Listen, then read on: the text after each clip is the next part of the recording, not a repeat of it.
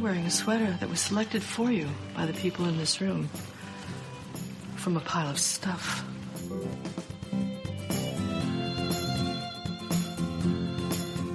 Give me a full ballerina skirt and a hint of saloon, and I'm on board. I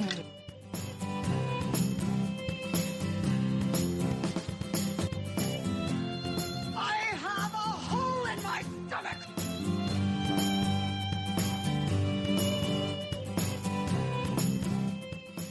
I can't go back. Welcome to the She Became Visible podcast. I'm your host, Renee Steelman. This podcast is my story. It's your story. It's our story. It's all the stories of all the women who one day knew that it was time to remember who they were, who they are, and stand up and be seen.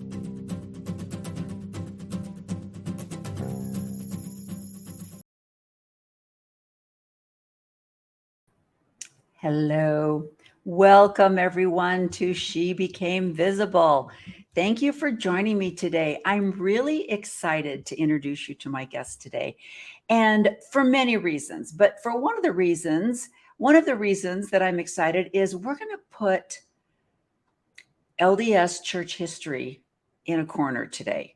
We're not talking about that today because the theme of this broadcast is highlighting and recognizing women who have stood up and said, hey, I'm here. Do you see me? I have value. I have worth. I'm making a difference in the world. And so that is the story of all of the women that I have interviewed. But today, this person that has stood up and become very visible was also very instrumental in making another historical woman extremely visible.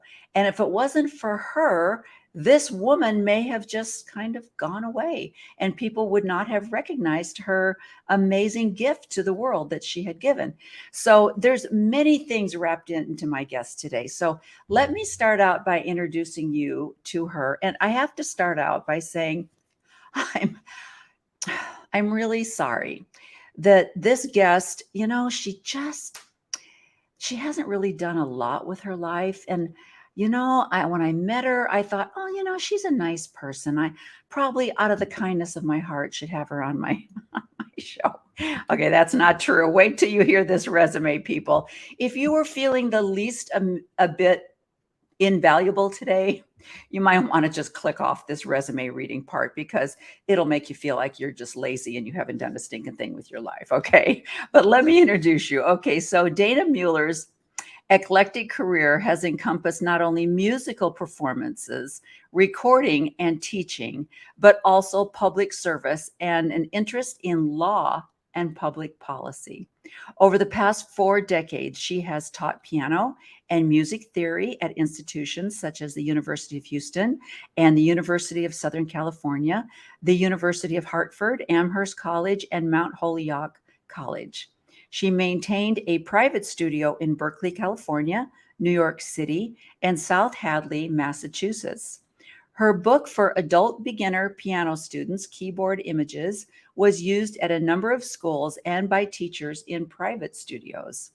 Ms. Muller and her husband, Gary, have recorded and concertized extensively as duo pianists. Throughout her music career, she has performed in recital with vocalists and instrumentalists. She earned her Doctor of Musical Arts degree from the Hart School, University of Hartford, where she wrote her doctoral thesis on the Scottish-American pianist, composer, and teacher, Helen Hopekirk. And Helen lived from 1856 to 1945. Her research led to a BBC interview and performances of Hopekirk's music in Scotland. In addition, she brought this neglected artist to the attention of Scotland's leading musicologists, who has included Hopekirk in the 2nd edition of his History of Scottish Music and Musicians. Dana Miss Muller was elected to public office in South Hadley, Massachusetts in 2003 as one of 5 members of the town's Board of Select Persons, the governing council for the municipality. While serving in public office, Miss Muller, I love this, developed a keen interest in the interaction of law and society and decided to work on a law degree. It's like, I think I'll just go for a law degree now that I finished my doctorate in music. Oh my gosh. So she received her JD from the James E. Rogers College of Law at the University of Arizona in 2009, having written her law thesis on an issue related to music copyright and infringement lawsuits. Admitted to practice law in 3 states, she opted instead to continue collaborating with Mr. Steigerwalt, which is her husband, Gary, researching in more detail the life of Helen Hopekirk and performing, recording, and commissioning new works for the 4-hand and 2-piano repertoire. Is that not amazing? I mean, I think I got a load of laundry done today and I got my workout in. And while I was doing my workout, then thought of, maybe getting a law degree in physical education. It did not occur to me at all. So I'm just going to bring this amazing person on. And before I bring Dana on, I also want to tell you, I met Dana and her husband, Gary, while we were on a tour to Berlin on a Rick Steves tour. They were one of the fabulous couples that was there. And my husband and I just gravitated toward them. They're just the warmest, kindest people in the world. And what kills me now is having looked up Dana's music on YouTube, which I just type in Dana Muller, and that's Muller. And you can listen to some of her and Gary's work, and it's amazing. And the most frustrating part, Judge Dana, I will ask you about is those stupid copyright laws that did not allow me to get that music off of YouTube and share it with you today. Dang those copyright laws. So let's bring Dana on and let her tell a little bit about herself. Hey, how are you? Hey there. Hey, it's great to see you, Renee. It's so good to see you again. And I had you back there in the green room, as they call it, for a little bit. But I'm just so blessed to have met you and Gary, and I'm just so impressed with everything that you've accomplished. And I think what I love the most is that even after going back to school, getting your Juris Doctorate, and getting licensed in 3 states, you were still like, yeah, but I'm going to go back to my music and stuff because that's really what I love the most. And that's the joy of being who you are and just going through life on this fabulous journey. And I love that. Yeah, it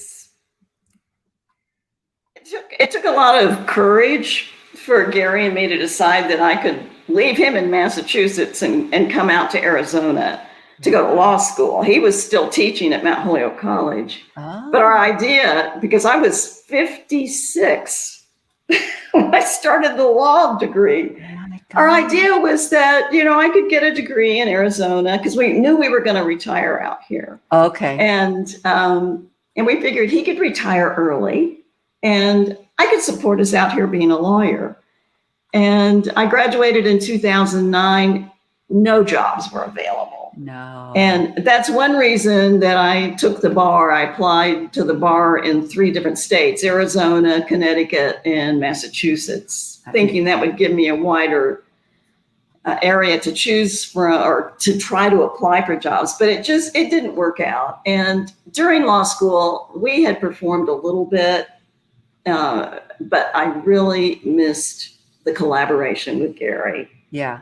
Yeah. And even though my paper, my big law school paper, was on copyright and had to do with music, and my oral presentation of that paper involved performing music and presenting music to an audience, I missed. At that point, we were like one body with 4 hands and one brain. Yeah. And so that's kind of how that all happened. The doctorate for music, I wouldn't have achieved that without Gary. Oh. I mean, that was the hardest thing I've ever done. That was harder than law school. Really? Those of us who were doctoral candidates, especially the pianists, were so harassed by the faculty. Really? None of us, we had to play a number of recitals in addition to all the academic work that we did. None of us passed our first recital that we played. Oh my God. And that's kind of a kick in the pants there. You've practiced and practiced, and you've worked and worked to present this program of music, and then you're told, not good enough.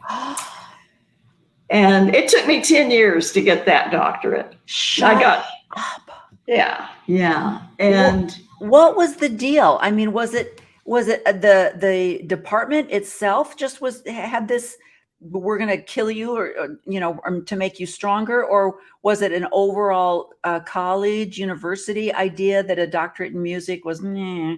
Or what was the premise for all of that? That particular music school, and if you talk to people who worked on getting their doctorates, this happens in certain departments where the faculty just feels like you just cannot be their equal yet.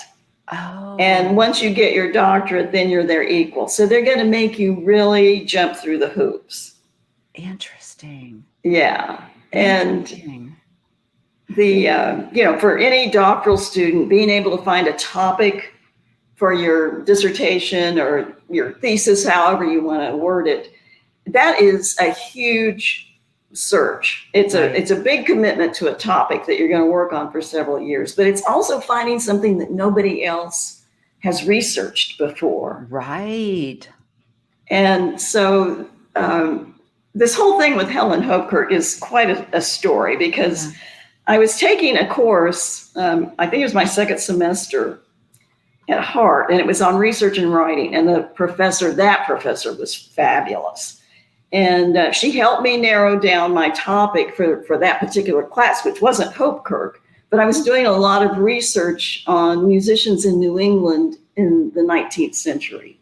Okay. And my resources were very old encyclopedias and books on music from the late 19th century, early 20th century. So a few women had made it into those books by then. There were several women in the Boston area who were developing careers as composers and performers. And this name, Helen Hopekirk, every once in a while would come up. And I thought, I'd never heard of this one. I've heard of some of these other women. And then I read in one source that she rode in the suffragette parade in Boston, and that it was such a point of pride for her. And I thought, well, I've just got to track her down. Even though I'm researching this other stuff, I've just got to see what I can find. And so this was back in the days before internet. This was back in the card catalog days when you're sifting through those little 3x5 cards. And they had some of her solo music at the library. It was in Northampton, Massachusetts, right across the street from Smith College. And she had written nothing for four hands, but they had some of her solo music. So I go back into the stacks and I'm looking for her music. And there it is, just lying out on the cabinet, yellowed paper this music that hadn't been checked out since 1918. And so I take it to the librarian and I said, is there any chance you'd let me take this home to play? And she says, I don't see why not. And I thought, well, nobody else wants crumbling. it. Yeah. It's crumbling and falling apart. But anyway, so it was a set of pieces based on Scottish themes. And I got it home and Gary was still at school teaching. And so I played through these pieces and I thought, these are just amazing. They've got a charm to them I haven't heard in other pieces. So Gary gets home and I said, look at this music I found. And I played one of the pieces, which was particularly striking. And he just looked at me and he said, there's your dissertation. No. So we start trying to find what we can. It turns out there are boxes of materials at the Library of Congress that had been donated by one of her students back in the 1940s after she died. And so maybe a year and a half after we started that work, we sent out a Christmas letter. And we said, oh, Dana's working on this paper on Helen Hopekirk. And a couple of weeks later, we get a letter back from the dear man who married us, which he was a Presbyterian minister in New Jersey. Well, Gary and I met in New York City. We got married in the National Arts Club in New York City. Neither one of us was associated with any church. And we were going, who's going to marry us? And Gary said, well, you know, I used to play concerts at this church in New Jersey, this Presbyterian church. Maybe that minister would marry us. So he and his wife were lovely, and his wife was a Mount Holyoke graduate, you know, so she really loved Gary since he was teaching there. But anyway, we sent this Christmas letter. A couple of weeks later, we get a letter back from them saying, we cannot believe that you are doing research on Helen Hopekirk. Her portrait is hanging in our guest room. No. Oil portrait. Gary probably slept under it when he would go over there to play concerts. You know, he'd have to stay overnight in their guest room. And it turns out that Mrs. Talcott, the minister's wife, her great Aunt Bessie was one of Hopekirk's biggest patrons. And she is the one who donated all these boxes of materials to the Library of Congress. That is insane. Isn't that wild? Yeah. It's just, and of course, Hopekirk had immigrated. She and her husband had immigrated from Scotland to Boston in the late 19th century. So we actually found a few people who had studied with her back in the 1920s and who could talk about what she was like as a person, as a pianist, as a teacher. And Helen Hopekirk has been part of our marriage. No kidding. What year was this? What year was this that you could find students that had studied in 1920? I mean, 1990. Okay. Yeah, they had studied with her when they were young. Yeah. You know, maybe in their 20s. Okay. Okay. Yeah, and one woman actually studied with Hopekirk in the 1940s, early 1940s. Okay. And she had a wonderful, she could demonstrate so well how Hopekirk played and what it was like to take a lesson with Hopekirk, and said that Hopekirk helped her prepare a concerto that she was going to play with the Boston Pops. And they worked really hard on it and had it shaped just the way Hopekirk thought it should be. And Denise got to the first rehearsal with the orchestra and the conductor says, no, we're not doing that. We're going to play it straight. None of this slowing down, speeding up. We're just going to play it straight. And so Denise said Hopekirk came to the concert and never spoke of it again. Ooh. She was so disappointed in the way the conductor and orchestra played the piece. Wow. So that, you know, that, I mean, those of us who have studied performance from the 19th century as compared to the mid 20th century, we know that musicians in the 19th century took a lot more freedom with pieces that they played. They didn't play them just, you know, exactly metronomically, and put a lot more emotion and a lot more of their own interpretive attitudes into it. I mean, the composer gives you a lot of guidelines usually, you know, where to play soft and loud, where to slow down, and phrase marks and things.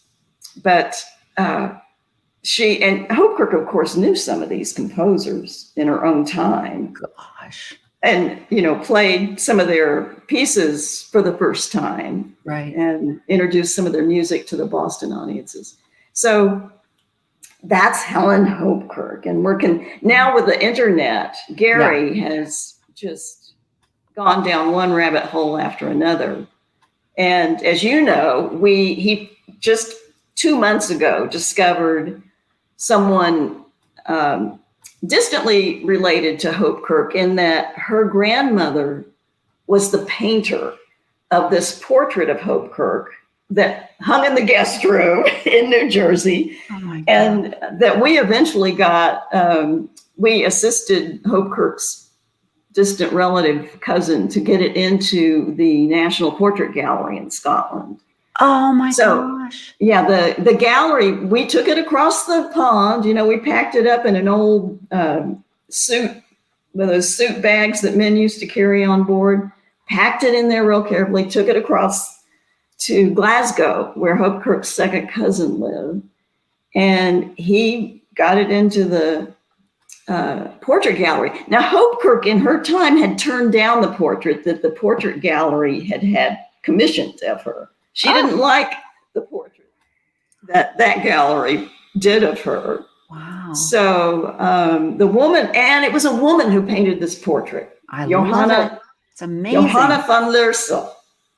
And her granddaughter lives in Vienna. And that is who we spent an afternoon and evening with while we were there on that tour. And she kept her grandmother's letters from Hopekirk's husband, because Hopekirk's husband was coaching her in landscape painting. Johanna was a brilliant portrait painter. Wow. But she wanted to learn landscape. So she became very close to Hopekirk and her husband. Right. And then her diaries. I think I talked to you about her diaries when we were in Vienna, that, she was about 30 when she was corresponding with Hopekirk and Wilson and getting together with them in Hallstatt. But she was really trying to build her own career and was so frustrated that she felt like she needed a studio of her own where she could paint undisturbed. And she finally got one painting accepted at a show. And that was that page in her diary, big day, this painting has been accepted. Wow. But, she was up against the patriarchy. Right. And just like Hopekirk was. Right. And one of the quotes from Hopekirk, which I used at the beginning of my doctoral paper, was, "All I want is a fair field and no favor."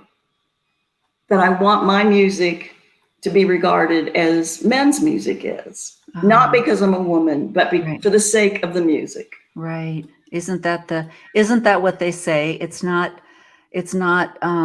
because I'm a woman. It's not because of anything else. It's because my music is amazing in general, or my acting, or my literature, whatever. You just want to be on a level playing field with no because of in front of it.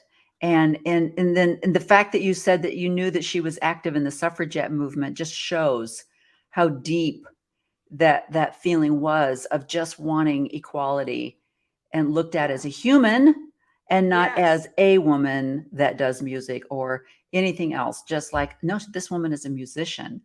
And did you find out, go back a little bit with her story as far as like, how old was she? Because she was born in Glasgow, lived there, and then how old was she when they immigrated? Oh, she was 40. Let's see, she was born in 1856 in a little town just outside of Edinburgh. She was actually born in Portobello. Okay. And she went to Leipzig to conservatory when she was 19. So what is that, 1875? And she and her husband, he really supported her career. He left his position to be her manager. And so she did 2 big American tours. And, she did get great reviews as a concert pianist. And the late 19th century, more and more women were able to perform and concertize. And then she decided that she needed to stop performing. She was in her mid-30s, stop performing and improve her piano playing. She felt like something was missing from her own piano playing. So they moved to Vienna so she can study with a particular teacher. Oh my God. And I have to say, these letters back and forth and Johanna's diaries are part in German, part in English. They were, and they probably knew French also. Yeah. And it's embarrassing now that some of us, all we can talk in is English, and we don't know a variety of languages. Exactly. But she spent about 1.5 years just studying and perfecting her playing. And because her teacher thought so highly of her. Now, here we go. He says, she's the finest female woman musician I've ever met. So even he had to qualify it. Yeah. But he recommended that she study composition as well. So she had done a little composing in the past, but this is where she really started to work on her composing and composing bigger works, like piano sonatas for violin and piano, and more sophisticated songs, not just like folk songs based on Scottish ballads. So they went from there to London, and in 1897, early 1897, she was planning to take 2 concertos she had written. I mean, these are big pieces for piano and orchestra, huge pieces, lots of notes. And she was going to take these 2 pieces to America and hopefully find an orchestra to play them, and she would be the soloist. So what would that be, 1856 to 97? She was 41. Right. About a week before she was to leave, her husband was hit by a cart in Leicester Square in London and suffered a very bad head injury. Oh. So she had to postpone everything, put everything on hold. And he recovered enough that by the summer, she could take him to Switzerland, to a place where they used to vacation, and, you know, let him recuperate. And then they went to Boston. And in the meantime, she started writing her contacts in Boston. And one of her former classmates from Leipzig was now the dean or the president of the New England Conservatory of Music. So he offered her a position. I see. So they moved to Boston when she was 41, and she joined the faculty at the Boston Conservatory and lasted 3 years because she couldn't stand being held to an hour lesson. You know, she'd start to teach and the bell would ring for classes to change. And she wasn't done with that student yet. Exactly. I mean, she's an artist. You can't put a timeline on that creativity. Right. So she just started teaching in her own private studio, and everybody knew she was the person to study with. So she always had a class of students. Okay. But it was her responsibility to support them, because her husband no longer was able to, there's just one rabbit hole after another. He was part owner of a company in Scotland, and the other owner was running the company and sending Hopekirk and Wilson, her husband, like interest on the stocks they owned all these years. So they were able to live on that. Right. Well, the month before she was going to come to America, the month before her husband fell and got hit in the head, the company went bankrupt. Oh. So that source of income was gone. Right. So it was really up to her to do the teaching and make, you don't get much money for performing. I don't care, except unless you're Horowitz or somebody. Yeah. But it's so much like a friend of ours who was a German composer who we both studied with. We both took lessons with her in New York City. Her husband would lose money on the stock market, and he was a painter, but he never sold paintings. And so it was up to her to support them. And she did that by teaching private students, by teaching at NYU.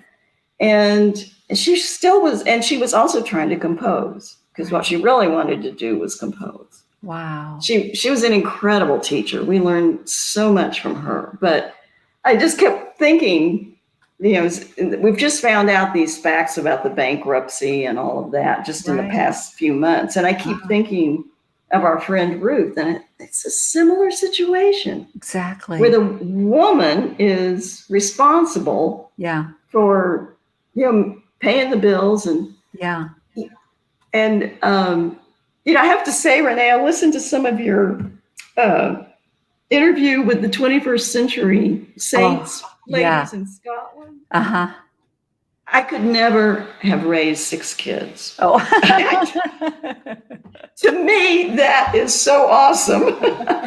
But I know that you felt like give me some credit here for this amazing thing I'm doing. Yeah. And so these, I think of these women who are trying to follow a real talent. Yeah. And a real, it's their spirit, it's their soul. Right. They need to create. Right. And yet at the same time, they've got to be supporting the household. Yeah.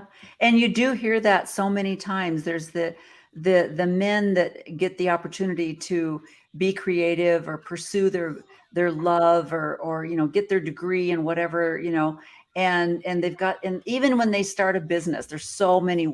I was so fortunate to not be talented in that area in any way. And you'll see these men, and because I used to go with my husband to the conferences for his business, and the women were always the bookkeepers. They were taking care of all the books. They were doing payroll. They were doing all the scheduling. They were keeping that business afloat. And the men were doing the business, and you see that all the time. And then you'll go to the conventions and they'll be like, well, Mr. Jones is the president of this company. And, he's got 3,000 employees and blah, blah, blah. Absolutely no recognition whatsoever for his wife that sits behind and makes sure that the company stays functioning. And there was even what was I watching the other day? But it was the same thing. Her husband had struggled and she was keeping the business afloat while he was, doing all of his stuff. And that's just so common.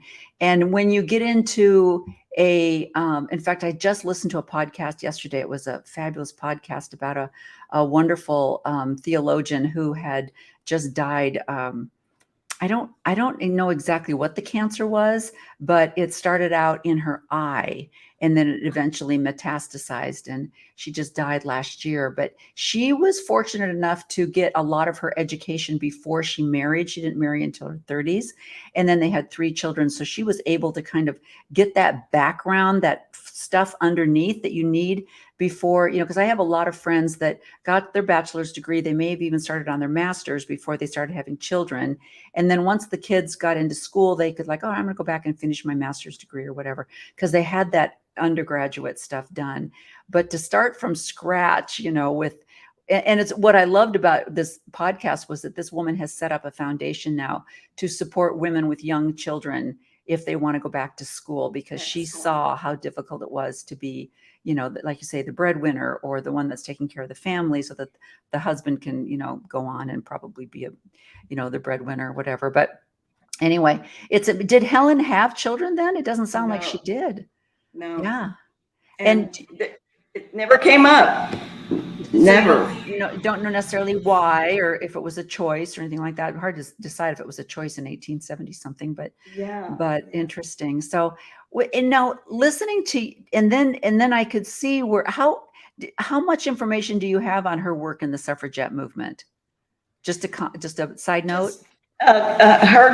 Her notes are notes of her students who interviewed her, but then one of her colleagues, Mabel Daniels, was really big in the suffragette movement in Boston, and Mabel had just gotten herself one of those new tootling cars, and she invited Hopekirk to ride with her in the car. Well, first of all, here's a woman driving one of these cars in the parade, and Hopekirk sitting next to her, and Mabel Daniels goes on for pages in her diary, and we turned this corner and we saw these people and there were flags and, just describing the whole parade. Yeah. And I mean, it would be wonderful. We may put it in the end notes. It's just, it's so exciting to read this woman's reaction to being in this parade and how supportive everybody was, and ended up saying,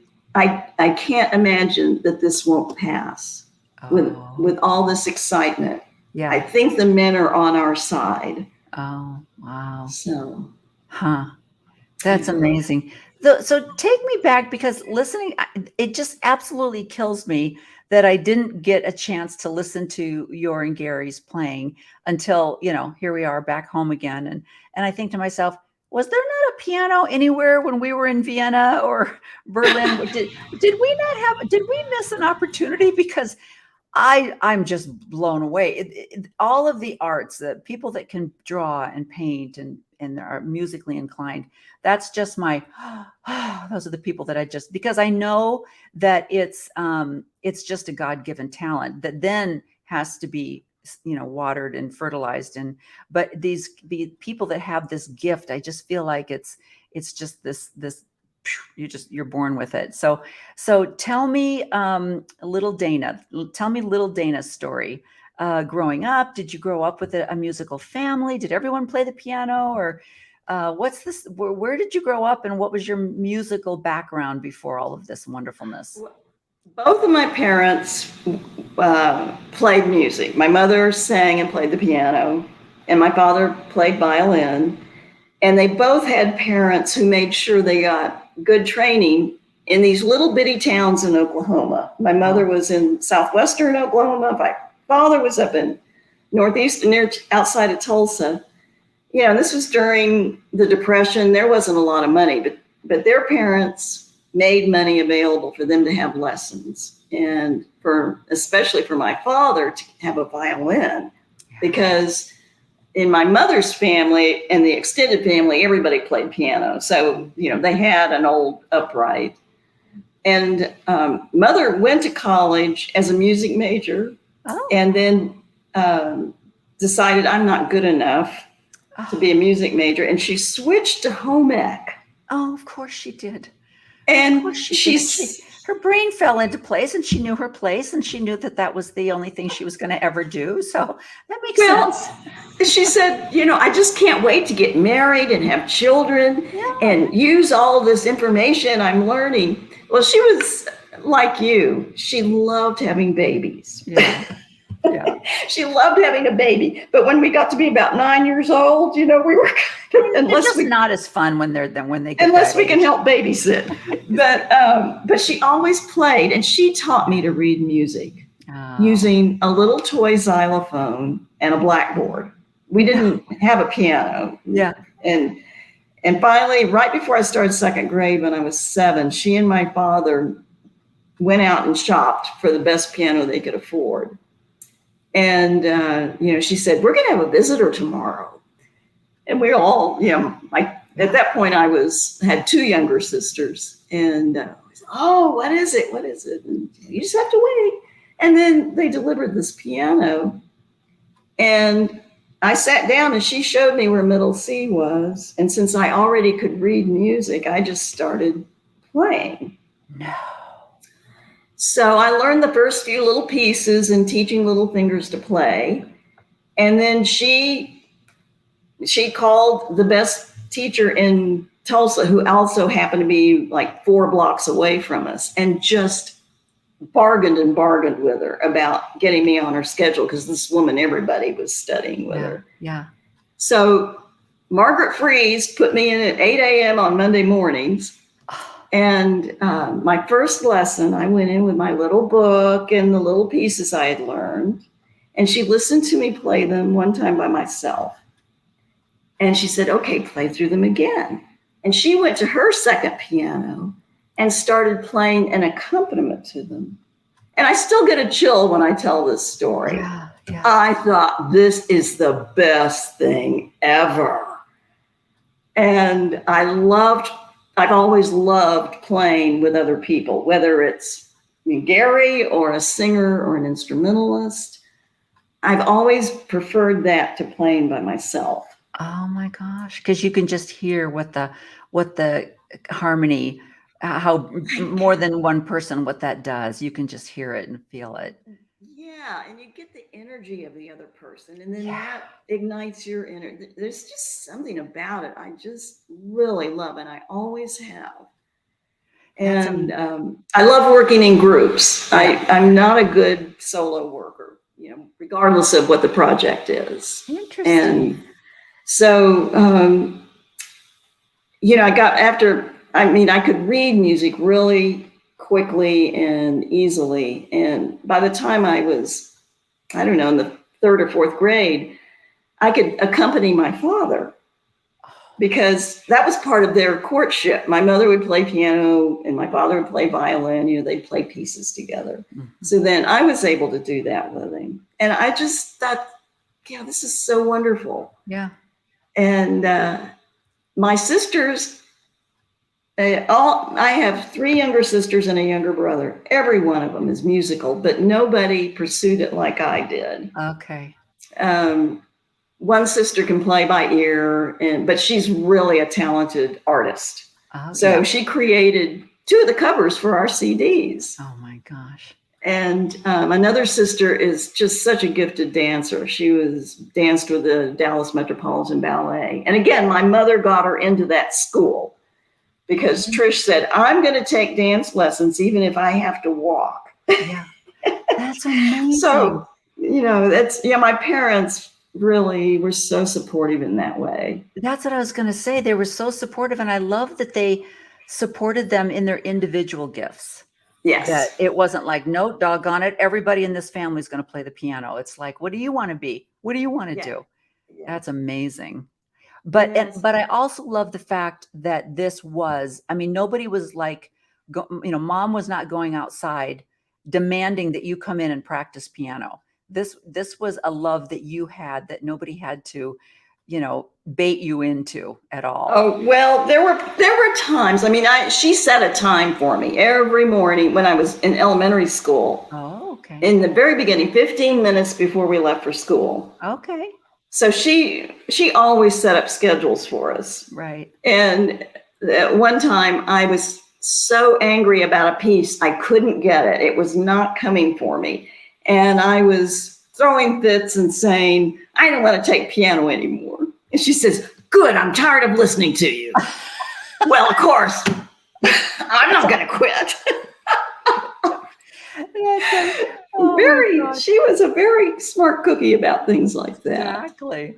So when you were in high school, did you use it at all at school? I mean, were you accompanying the choir or anything like that? You did? In junior high and high school. Yeah, Gary and I both did that. Okay. Now did you know each other in high school? No, he grew up outside of Allentown, Pennsylvania. And even though I was born in Texas, we spent the first 10 years of my life in Tulsa. Okay. And then when I was 10, my father got transferred to Dallas. So in Dallas, that's where my piano training really kicked into high gear because I was studying with a young woman who was a concert pianist. Oh. And I don't know that I would have gone as far as I did with music if we had stayed in Tulsa. Oh. But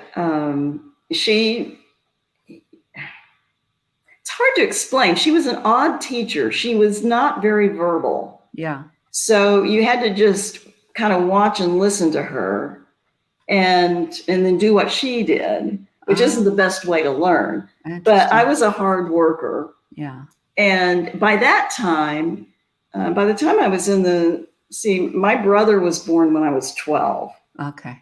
So there's a big range there. And there are 3 kids in between. And at that point, I felt like I had to make a niche for myself somehow. Yeah.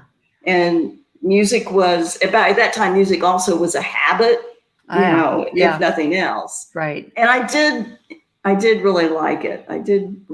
There were pieces now that I could play that I'd always wanted to play. And, but again, Mother would say, you're going to practice during these times. Right, right. And I think that's very helpful. Right. It's setting a schedule and letting a child know you've got to have the discipline. Yeah. To practice at this time. Yeah. Because if you just leave. Yeah, they need to know what's expected. And if you do create a pattern, then it just becomes part of life. And so that's amazing. So you moved to Dallas. Now, where are you in your education? You've graduated from high school. Are you now going to pursue your music degree, your undergraduate? Dallas when I was in 5th grade. So I studied from 5th grade through high school with this woman in Dallas. And then she recommended that I study with one of her colleagues who was at LSU in Baton Rouge. Wow. And it was a really good choice for me because he was such a different teacher. I mean, she gave me technique. I had technique, and, you know, I had won some little high school competitions and things, but he just brought joy to the whole thing. I mean, he was a wonderful teacher, but he knew how to bring out your own joy with it and your own best approach to it. Right. And I adored that man. If he had told me to go jump in the Mississippi River, I would have done it. Okay, I'll be back. Oh my gosh. Yeah. So, And so you head off to Louisiana to go to school. You are just in the South, just, you know, Tulsa and Dallas and Oklahoma, Louisiana. Yeah. That's so you finished your bachelor's. And then I went over to Austin, Texas for my master's. I went immediately into my master's work. Okay. And I'd always said that that's what I would do, that I'd get my bachelor's and master's and then go off and teach for a while and then later go for my doctorate. I see. So that was kind of always in the background. Oh, yes. That was very much my plan. Now, was there ever a time, because I remember we had a neighbor when we lived in Oregon, and they moved into the house next door, and they had 3 or 4 kids, and they had a daughter that played the piano, and the windows were open. That was the most beautiful thing. You know, she's a fellow Arizonian, you guys. And so you understand the beauty of opening up your windows. You know, we don't do that a lot around here, but so you know, the windows were open in Oregon, and I could hear her playing. And she did pretty well, like you say, in high school. She went out to college, and she's trying out to get into the music program. And that's when her eyes were opened. It's like, oh, I'm good in this little town in Oregon. I ain't so good up against these people, you know. And I've heard a lot of other people say that they were a big fish in a little pond, and then they got out to college or whatever, and people from all over the country, you know, were trying to get into the same music program. Did you ever find that? When you went down to Louisiana, were you like, oh, okay? I mean, was there ever a time where you were like, this is going to be hard? My teacher in Dallas said, you are not ready for Juilliard. Okay. And my mother said, you're not ready for New York City. I don't care what Monty Hill Davis says. Whatever that means. In New York City. Yeah. But my teacher, Monty Hill Davis, my teacher said, nah, you're not ready for Juilliard. And she said, the only other person I would want you to study with besides the person in Baton Rouge was a teacher in Austin at the University of Texas. And he said, you're not ready for him either. I'm barely ready for him myself. Oh, so, and she said it just about like that. Yeah. Well, no mincing words, I guess. Yeah. When I was supposed to play it wasn't so much a competition, but it was a Texas-wide where you would play for a judge and get comments back and then get a medal if you earned a certain number of points. And so I had my pieces ready, and I played for her the day before I was to go play in this regional thing.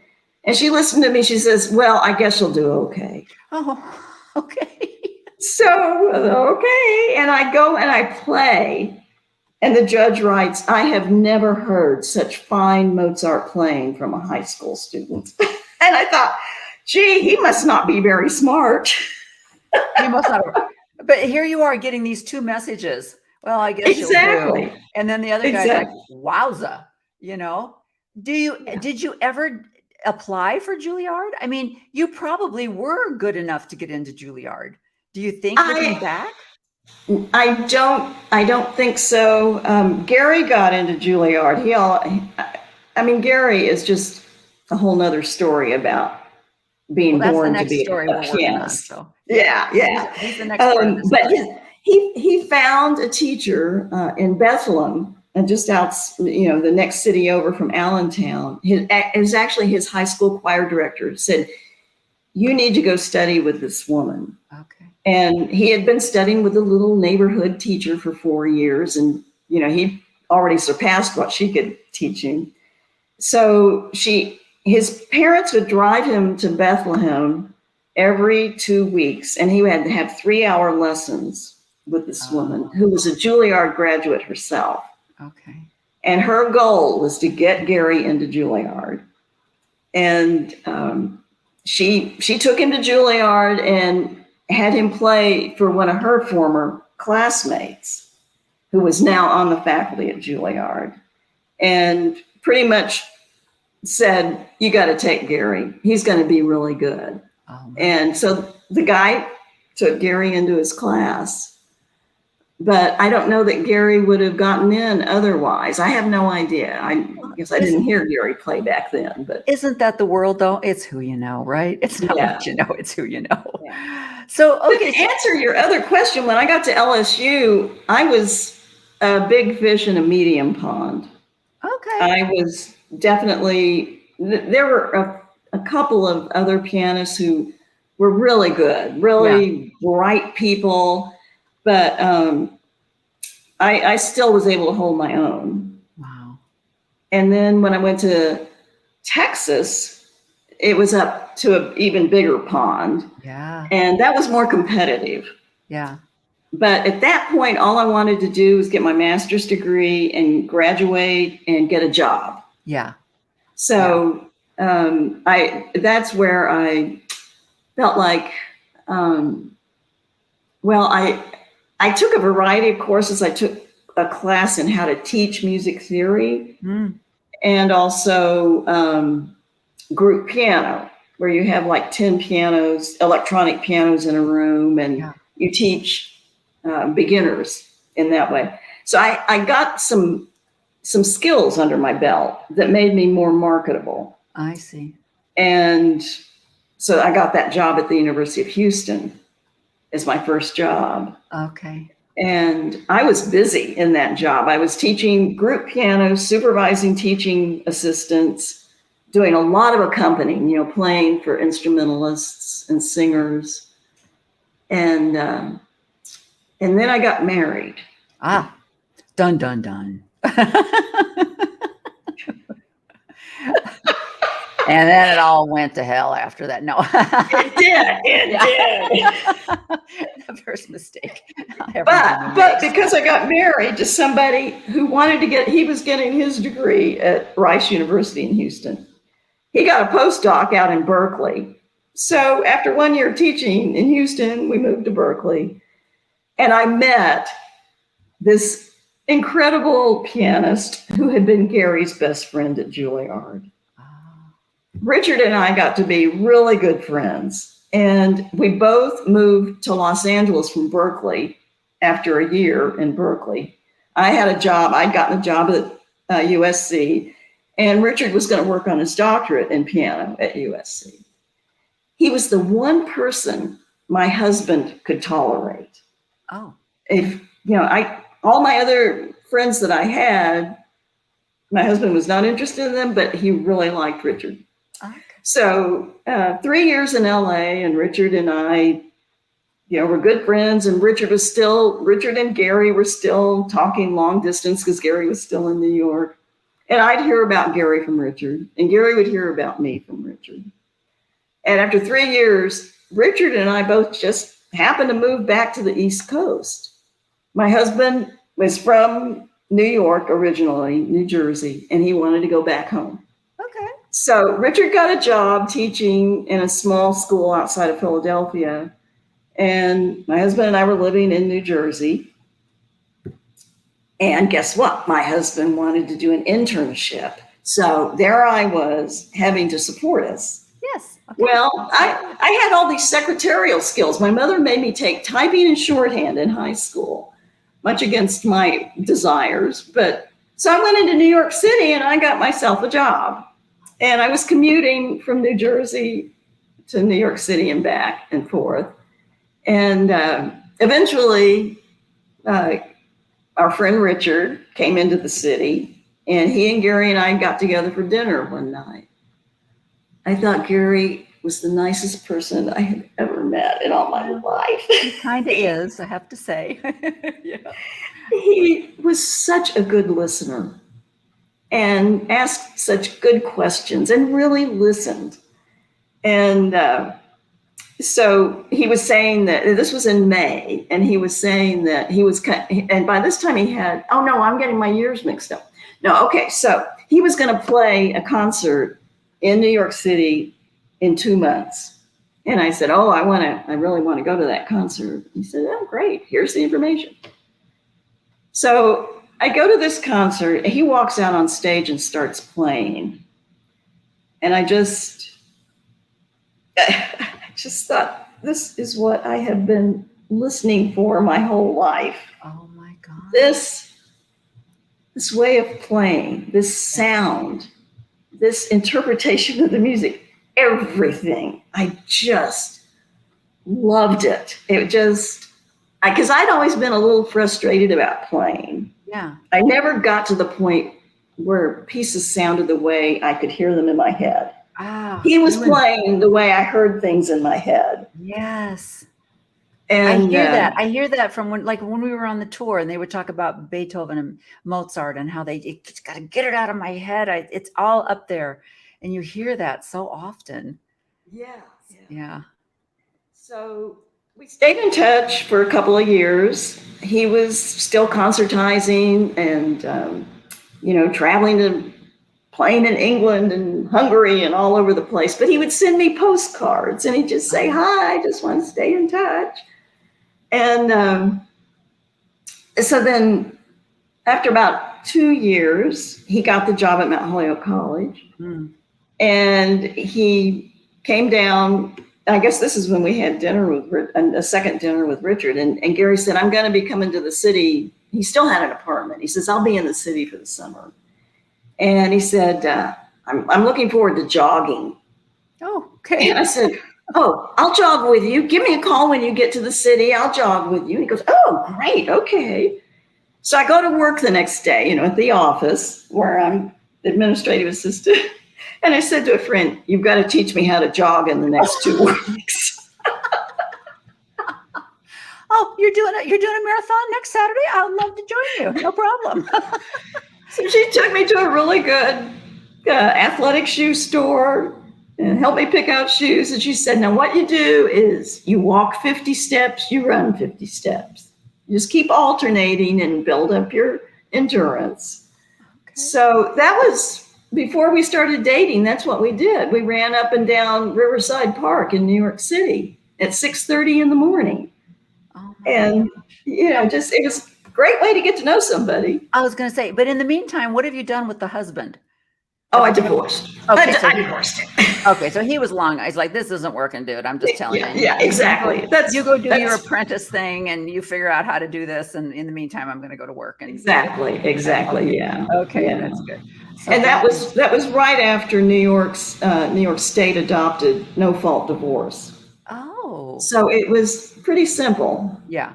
No children involved. You guys weren't, we didn't have a lot of equity and things that we had to break up, and it's like, you go your way, I'll go mine. Goodbye. Right.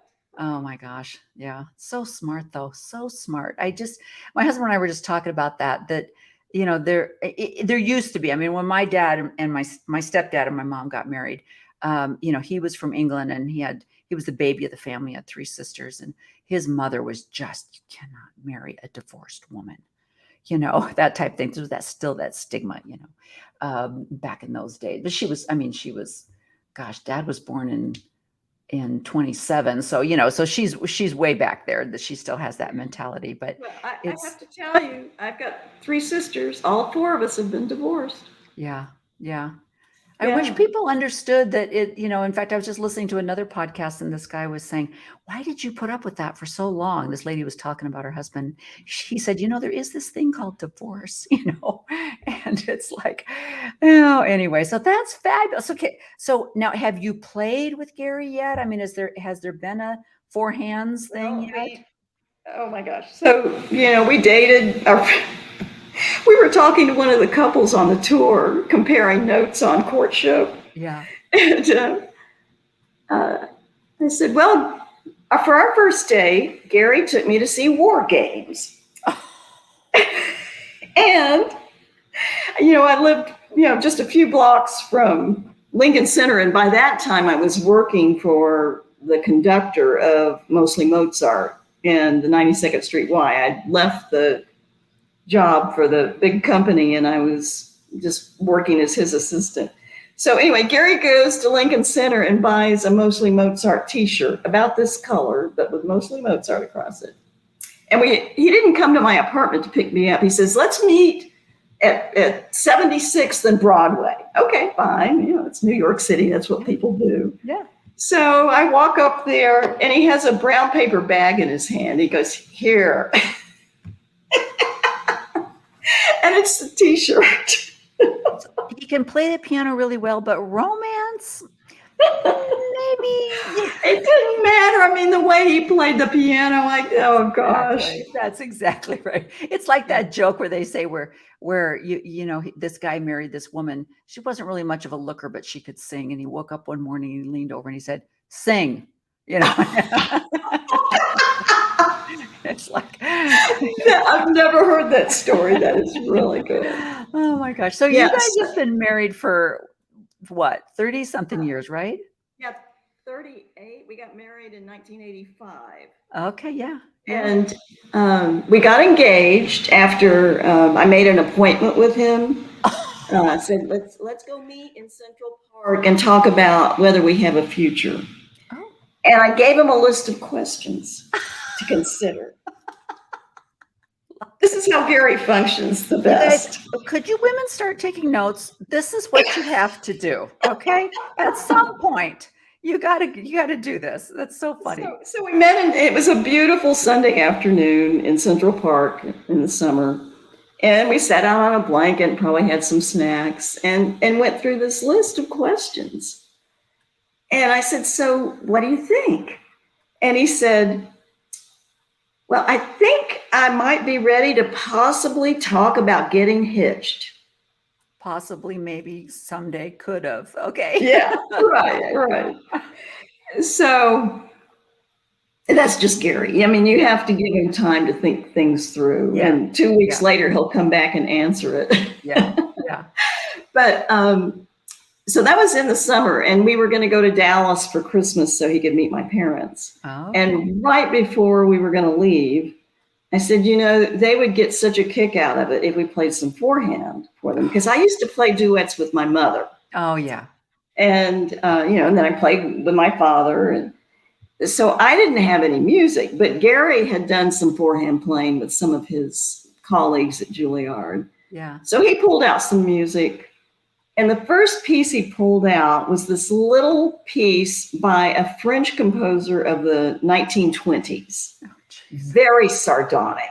Yeah. It takes 5 minutes to play it, but it has 3 movements. And he called it a sonata, like it was a big piece. Yeah. And it starts out with Gary in the middle of the keyboard, just doing a rhythmic chordal thing. Da, da, da, da, da, da, da, da. And I didn't know the piece. I was just sight reading, and I'm looking at it and I'm thinking, in 4 bars, I have to reach across him like this and lean down because I got to play notes at each end of the keyboard. It's the first time I'd ever played with him.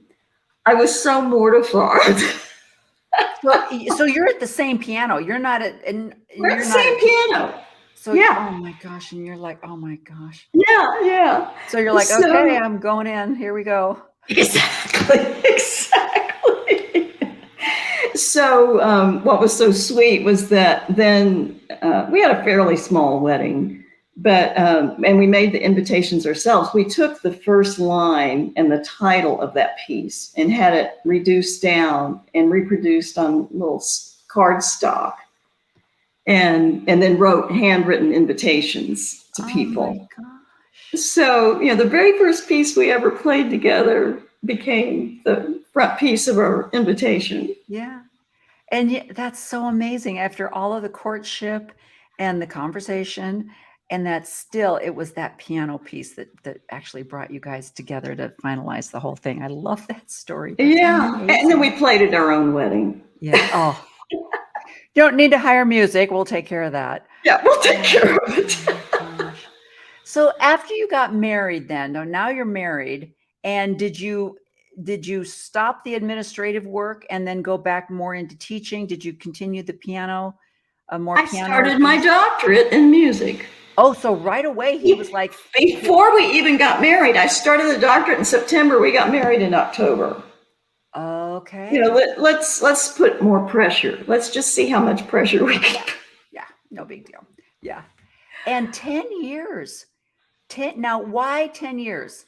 I mean, I know doctorates are like you say, it's a toughie. You got to kind of check out of the real world. But what was it that took it for 10 years? I got through all of the academic stuff in 2 years. Okay. You have to take what they call comprehensive exams at the end of 2 years. So I got those out of the way, but I still had these recitals to play, and I still had the paper to write, the thesis to write. Right. And still pretty much in the early stages of researching Hopekirk and still finding resources. And I still was I was teaching through the community division of the music school. So I was still going down there several days a week to teach, but there was no reason for me to be there otherwise. I see. And I had blown through 3 piano teachers there. Didn't get a thing from any of them except grief. Yeah. And was having to figure out, how am I going to prepare the next 2 recitals? And, just being with Gary, playing with Gary and having Gary listen to me and coach me was helpful. Yeah. But also when Gary was doing competitions, he had coached with a man in England. And Ben would come to New York for 2 or 3 weeks and set up in an apartment, and all the Juilliard students would moonlight with him because he was such a fabulous teacher. Wow. So I took lessons with him too. Oh my God. And but that's part of the doctorate, is you actually have to solo perform in front of a panel, like a group. An audience. Okay, Yeah. Not just the 5 people that are on your doctoral, board or whatever. Right. You actually have to perform in front of an audience, and then is the board in the audience, and then they're judging by how the audience responds and the whole bit, and not just how they respond. They could care less what the audience thinks. Okay. And you have a certain number of recitals that you have to do. Do you have to arrange for these recitals, or do they? Yes. You have, and then do you have to advertise and get an audience? Well, the advertising was primarily, people put posters up around the school, but only your best friends are going to come. Okay. And then, send out invitations to other people who might come in. Okay. No pressure. Wow. It's unbelievable. So you got your did you get your recitals done before you got your thesis done? Yes. Okay. Yes. So now you're. Yeah, I got them out of the way, and then I started the degree in 85. In January of 95, I called my professor, and I said, "You think I might graduate in May?" And he was from Vienna. Oh. So he had a German accent, very loud voice. He says, "You haven't given me anything to read yet." Oh, I can just hear it. Yeah. So I pretty much wrote, except when I had to teach. I just sat at the computer and wrote. And, I would go 2 days and not change clothes if I wasn't teaching. Because we had all the information together. That's what I was going to say. You had done the research. You just needed now to put it all together. Yes. And how long is this thesis? Well, the biography part of it is about 100 pages. Okay. What I did was write a biography of her, and then I had a index of her piano pieces, all the piano pieces that we were able to locate. And then one of those big concertos that she had written for piano and orchestra was never published. Oh. And it was in her handwriting. It was in sketches at the Library of Congress. Okay. So there was a conductor's score, which shows all the instrumentation plus the piano part. There were the orchestra parts, like the part that the flute would play, the individual part the oboe would play. And then there were her reduction of all of that into the piano solo and the second piano, which tries to imitate the orchestra. So this is very common. Composers will do this. You'll have, for rehearsal purposes, you'll have the orchestra reduced to something that a second piano can play, sounding like the orchestra. And they'll play with the soloist. So we had all of these scores in her handwriting, never been published. There were discrepancies among the scores. So I had to go through and identify. I had pages and pages. Measure 1, beat 3. Wow. On the orchestra score has this. On the piano score, it has this. On the flute part, it has this. And any discrepancies, I notated all of that. And then I made decisions about which of those was probably what she would have wanted in the final version. Okay. And by that time, there was music publishing software. Yes. And so Gary, bless his heart, he input all of this for the final thesis. The final thesis has 1 page of her score in her handwriting, but the rest of it is, looks like regular published music. Yeah. Thanks to Gary. And then have you performed it? He has. And if you go online to our web, or if you just Google Helen Hopekirk Concertstück, it's at our website under the Hopekirk heading. Okay. He played it with the Mount Holyoke Orchestra. Oh. It's an awkward piece to program for a regular orchestra because it's 20 minutes long. Wow. And that's more time than most conductors want to devote to one piece on an orchestral program. Yeah. But it was so perfect. Mount Holyoke College is an all-women's college. Oh. And he was a revered professor in the music department. And, everybody knew he was a fabulous pianist. And so finally, the latest conductor who had the orchestra at Mount Holyoke was a really innovative conductor, and he was gung-ho to do this piece. Oh. So I think it was Gary's last year at Mount Holyoke. They did the piece, and those students, they just went to town on the orchestra part because it was romantic. It was so lush. And, these are liberal arts students. These aren't conservatory students. And they did such a wonderful job. Oh, my gosh. Well, so that's amazing. Yeah, that's online. And there's also at our website, right before we moved from Massachusetts, he recorded a number of Hopekirk solo piano music. Oh. And it's just wonderful. It's wonderful playing. And it's, it's music that you don't hear very often. Right. It has her personal stamp on it. You can hear Scottish inflections in it, and it's interesting. It's gracious and it's powerful. And I was reading the painter, Johanna's diary one day when she was up in Scotland staying with Hopekirk and Wilson. And Hopekirk was practicing. And Lurcel says, Hopekirk is such a flower. Oh. Isn't that beautiful? I've never heard that description ever, but she was a strong woman, but she also had this grace and beauty about her, as does her music. Yeah. Well, that's beautiful. I just love that, and this is one of the things I love about women is as you were pursuing your own path to become visible and to just acknowledge and procure these talents that you've been given and you now want to be the best that you can be. But then what you did was you took her and you said, and now she needs to be seen. This is someone who needs to be recognized.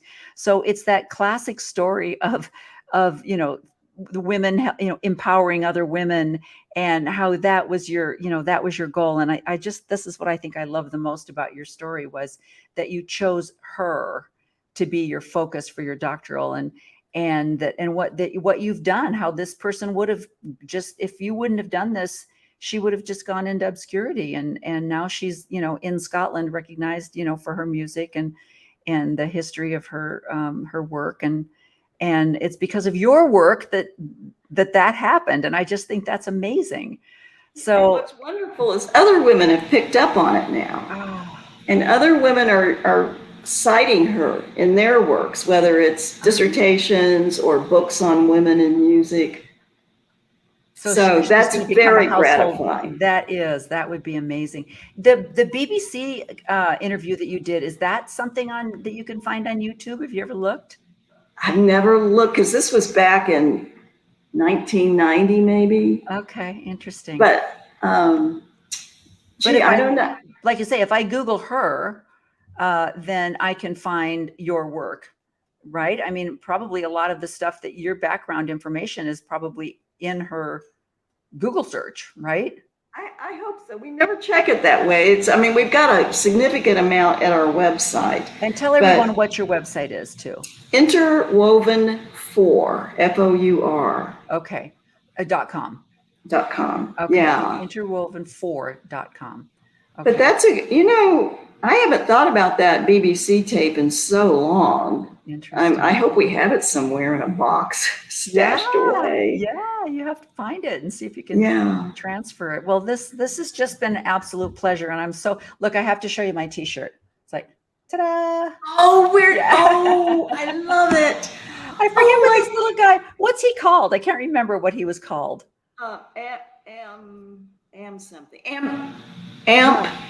Amp something.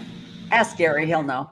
Yeah, I'll look it up. But yeah, I got it when we were there in Berlin, and then I never wore it. And now I'm like, somebody that's been in Berlin would recognize this, so I'll have to wear it this summer. But anyway, it's just a thrill to have met you and Gary. And I love how he is definitely the wind beneath your wings and so supportive, and just but I love the companionship, because you're both pursuing your own things, but that you're the perfect example of supporting each other as you're going along, and like you say, for him to say, go get your law degree, Yeah. And even in performing, people comment on how, even though we're in absolute unity, I bring one kind of character to it, he brings another, and then it integrates. Exactly. So yeah, Renee, this has just been so much fun. It's been so fun.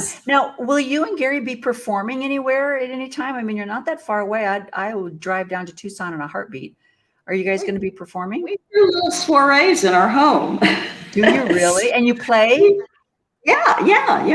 In fact, we're doing that this weekend. If you want to drive down this weekend, because we're getting ready for this concert in Colorado. Oh. And so we do what we call tryouts for friends. Okay. Yeah. All right. Well, let me know more about that concert in Colorado. That sounds like a fun reason to head over to the Rockies. Lake City. Yeah. When are you going to be there? We're playing July 10. Okay. All right. It's a Monday, and it's elevation 8,600 feet. Oh, does that make a difference? I mean, when you're playing? Yeah, we're going to get there a couple of days early, and friends have told us to take this chlor oxygen that oxygenates your blood so that you can adapt to the high altitude. That's crazy. People don't understand how much that affects everything. It's I know I went on a little hiking thing last year, and there was one lady that got there early, and she got there a couple of days early trying to acclimate. And the day that we were all supposed to meet and start the hike, she said, I can't do this. I feel she had altitude sickness already. I'm sure some people are more sensitive. I brought my little cans of oxygen just in case, but I never felt anything. I never really, I mean, I don't know if I did. I never know whether it's it's that whole causation thing. Do I just not feel good, or was it the oxygen that made me? I don't know. I never could figure that out. But anyway, I've heard so many things, but I never even thought about even something but there's strenuousness to this piano playing there. There's oh my gosh, yes. Your whole physical being is there. So there's a whole thing. So that's interesting. Yeah. Well, sometimes we just do a soiree just, Okay. for fun. Yeah. So I'll keep you on the list. Yes, please let us know, because we love Tucson anyway. It's a great place to go. We usually haul our motorcycles down there, and Bisbee, we love Bisbee. And so yeah, that's a fun place to go. So, well, this has just been amazing. It's been so fun to reconnect, and everyone go to interwoven4.com and look at their work and listen.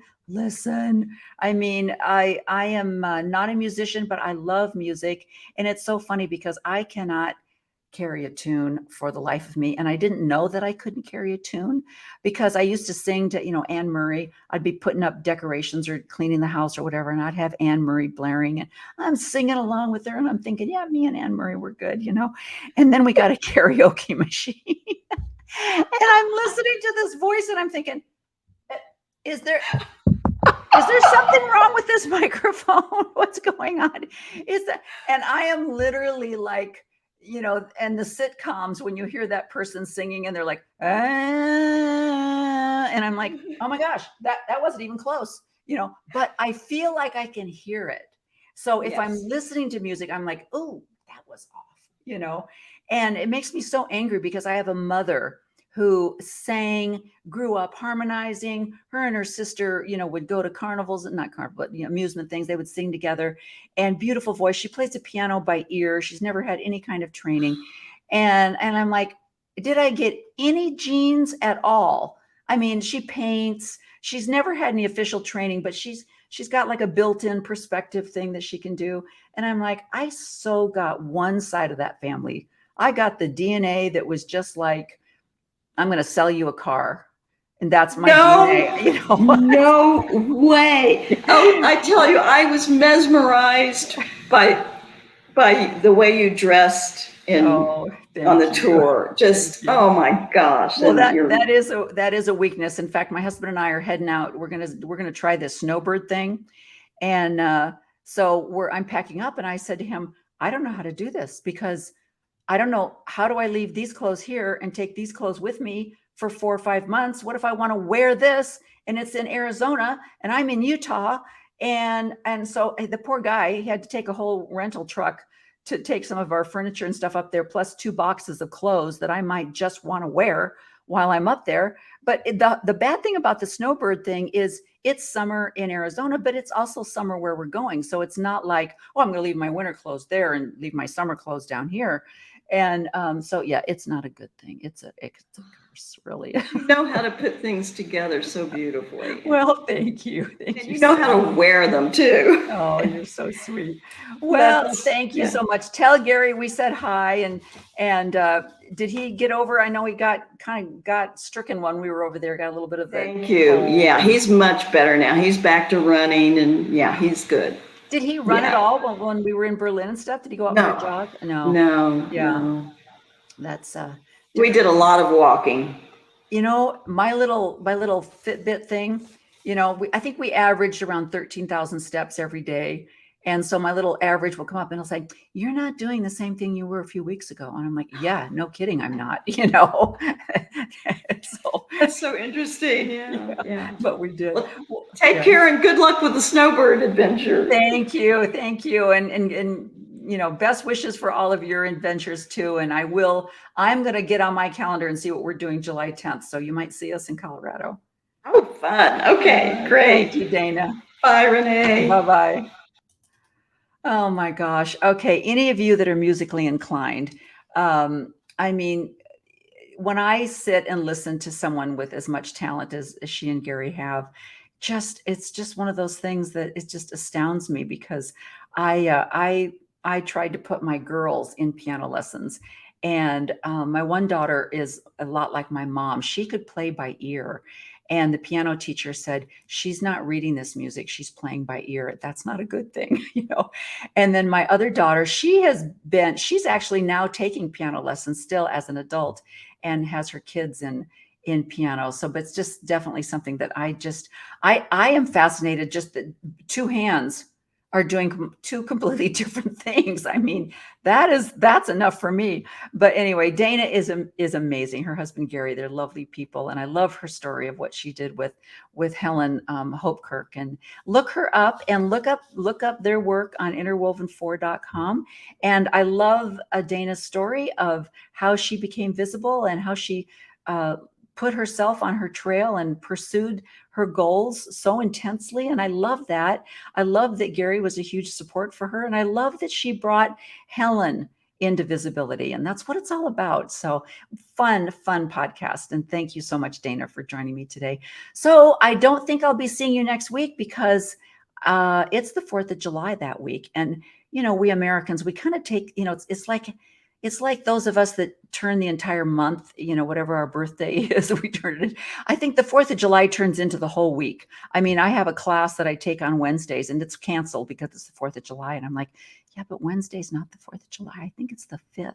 But they're like, yeah, but it's canceled because it's the 4th of July. So obviously everyone's taking the whole week off. So I will not be podcasting next week, but the week after, we'll have another fabulous She Became Visible. So thank you so much for joining me today, and we'll see you again in a couple of weeks. Bye-bye.